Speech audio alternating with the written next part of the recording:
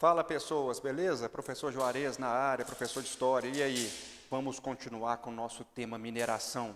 Tema extenso de certa forma, mas muito importante para o Enem, principalmente para as competências e habilidades que são trabalhadas. E aqui nós vamos entrar em uma, na fabricação da imagem do bandeirante. Quando nós chegamos principalmente nos séculos XIX e séculos XX, quando inicia-se a República do Brasil. Uai, como assim, professor? Fabricação da imagem? Sim, é muito importante vocês entenderem que nenhuma imagem retrata a realidade, e sim uma realidade. Quem disse isso é um filósofo indiano chamado Homi Bhabha, e ele fala que as imagens fabricam certa informação ou faz com que é possível educar o olhar dos cidadãos. E o bandeirantismo, de certa forma, ele sofreu esse processo principalmente para as pessoas do estado de São Paulo, principalmente na época da República, onde é necessário fabricar uma história ou contar uma história nacionalista de heróis, pessoas que combatiam, que lutavam pelo desbravamento, e lutavam contra o mal. Aqui é um problema sério, porque se eu estou criando um dualismo entre bem e mal, aqueles que os paulistas combatem, se eles são bons, são os maus. E aí entram indígenas, escravos. Aqui eu não irei fazer uma crítica a respeito disso. Nós vimos até pouco tempo a queima de uma das estátuas de um grande bandeirante, que foi Borba Gato, em São Paulo. Nós não iremos entrar no tema, nessas polêmicas. Por quê? Porque no século XVIII, esses tipos de práticas eram normais. Nós tínhamos escravidão no país. Todo mundo tinha escravos.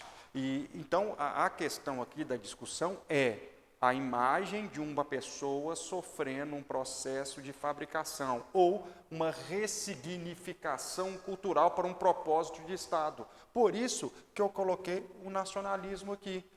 O nacionalismo acontece quando há uma relação entre indivíduo e Estado, nação, e o termo nação é utilizado para propósitos políticos. Então, o nacionalismo é quando eu uso o termo nação para propósitos políticos. E era necessário, na fabricação da República, ou seja, colocando a República funcionando pós-império, era necessário criar cidadãos heróicos, pessoas que seriam exemplo para a maior parte da população. Então, o bandeirantismo passou por esse processo.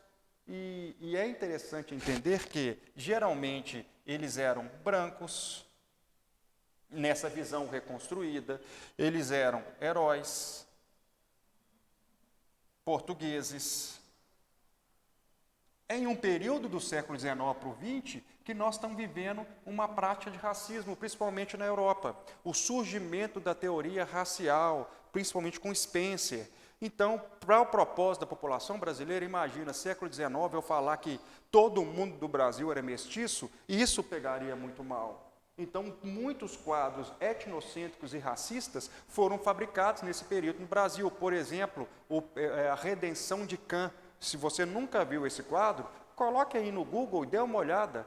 É um quadro assim bem racista, né? Uma pessoa negra colocando as mãos para cima, agradecendo a Deus porque a filha dela casou com um imigrante italiano e ela gerou um filho branco. Então, esse período histórico era necessário fabricar uma história de uma pureza brasileira, de uma ideia de não mestiçagem. E a imagem do bandeirante paulista foi fabricada nesse sentido.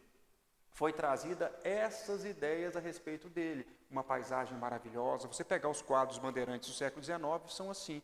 E fizeram até uma releitura, onde o melhor amigo do bandeirante era um branco, não um indígena. Lembrando que nas últimas aulas que nós vimos, que os bandeirantes paulistas eram mestiços e nem falavam português. Mas, então, essa fabricação é no sentido nacionalista para ajudar na constituição de uma ideia do povo brasileiro e uma propaganda. Até as imagens dos bandeirantes, eles estão nas mesmas poses de um rei, ou seja, uma ideia com a mãozinha sempre assim de lado, segurando um cetro, muitos quadros desses bandeirantes, para retratar a nobreza desses heróis brasileiros. Um abraço e até a